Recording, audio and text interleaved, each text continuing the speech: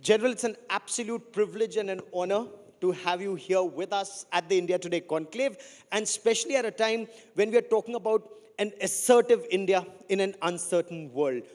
But I want to begin by asking you, in this 21st century, what are the biggest challenges we face as a nation when it comes to our security challenges?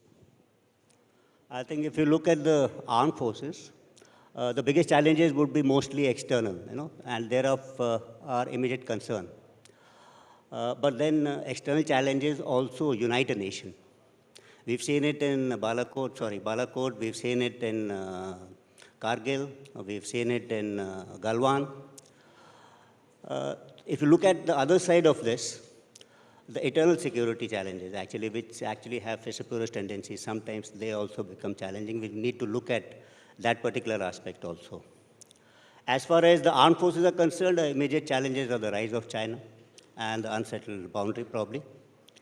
We have two neighbors, both adversarial to us. Both of them profess that their friendship is higher than the Himalayas and as deep as the oceans, and they are both nuclear capable. But over here, both of them are actually predictable. We know that these are the kind of threats. What is unpredictable, and for us, the biggest challenge would be the way warfare is changing in the future. Because of this, we'll have to introduce new weapon systems, technologies, tactics is going to change, strategy is going to change, and probably organization systems. So this particular path of how to predict and what path to take right now so that we are in the right place at the right time, that I think is the biggest challenge for us. And General, we live in a very uncertain neighborhood, as you very rightly pointed out, sir. We have an expansionist nation on one side, we have a state sponsor of terror on the other, plus the subversive elements within. If you were to grade the threat that we face as a nation, how would you grade the threat that we face, sir? I think the first part, actually, I would have answered it. In the first question itself, I think the rise of China, its assertive nature, I think that's the biggest challenge. The only silver lining in this is that its rise hasn't been so peaceful. So it's got a large number of nations, like-minded nations, united together. And hence, for Chinese to achieve their geopolitical aims, actually, would be slightly difficult. I think that, for us, would be the biggest challenge, I foresee. But as we face this challenge in the Himalayas, does our geographical location also provide a solution to the challenges that we face, especially going ahead? I'm a strong proponent of geography. It shapes the strategic outlook of nations. For us, the Himalayas have been providing us security since ages, actually. But of late, because of advancement of technology, you can know that the Himalayas are no longer an impediment because you have missiles, you have aircrafts, and then, of course, we've been able to breach it by advancing mobility options in Himalayas. So, to some extent, the impregnability of Himalayas, if I would say, has diminished slightly for us. But then, of course, we also have a geographical advantage because of our peninsular shape, which juts out into the Indian Ocean, flanked by two island territories, which gives us a lot of strategic depth. And the access to Indian Ocean region is very, very restricted, and we enjoy a predominant position. So I think we need to balance out between our continental challenges and maritime challenges. So if there is a problem in the Himalayas, the solution lies in the Indian Ocean. I won't put it across like that. If our immediate challenges and problems, of course, are land-centric. That's because of unsettled borders and problems with Pakistan. But if a nation, we have to grow, actually. We may be part of this Asian landmass, but actually we can't travel through this Asian landmass. We can't travel because China continues to occupy Tibet, and then we have a problem with the Pakistanis on the western side. If you look east, Myanmar is, embroiled in kind of a problem. So if you look, India is kind of like an island nation, actually.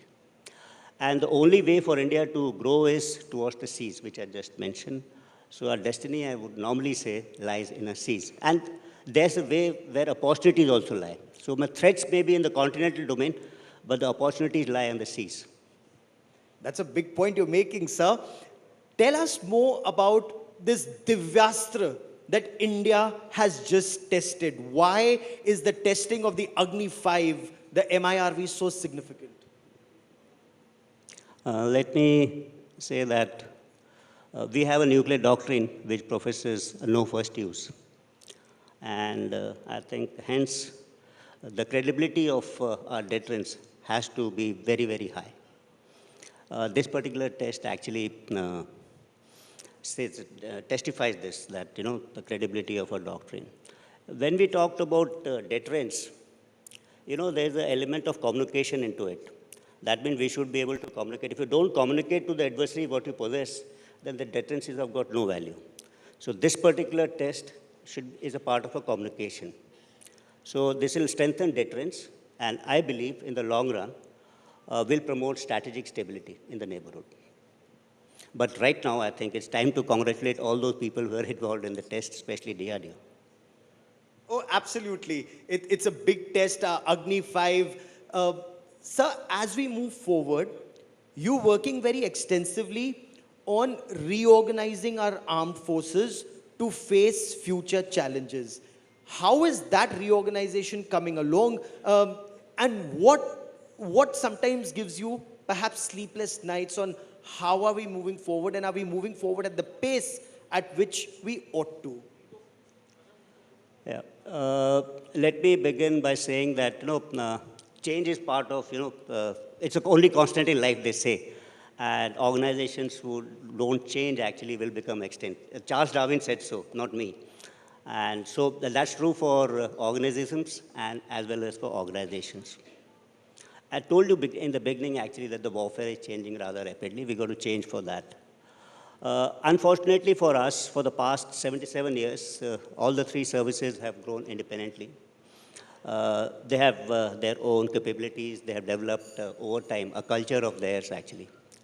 But now we think, actually, the multi-domain operations are a reality for future and a network-centric kind of warfare. So if we have to do this, all the three services have to combine their capabilities. We also need to combine our capabilities not only in the cyber space, but also in the cognitive domain. So it's the reforms, what we are attempting over here is basically trying to integrate the three services, promote kind of a jointness between them. And jointness is, if I would say elaborate, is something like promoting bonhomie, removing mistrust between the three services. Unfortunately, that existed till some time back. And this will lead probably to better integration between us. And integration is a physical kind of a process. And there are a large number of domains in which we are thinking that we will be able to integrate ourselves, starting from operations, operational logistics, intelligence, training, HR, legal, a number of such issues. And they are part of a physical process. They have to be made enduring. It's not specific to particular tenure of chiefs and CDSs. So we're trying to put those things in place, and jointness probably would create a bedrock or the foundation for integration, and that would create a foundation for further set of reforms which we are attempting, where we will be able to function in a kind of a joint and integrated kind of environment.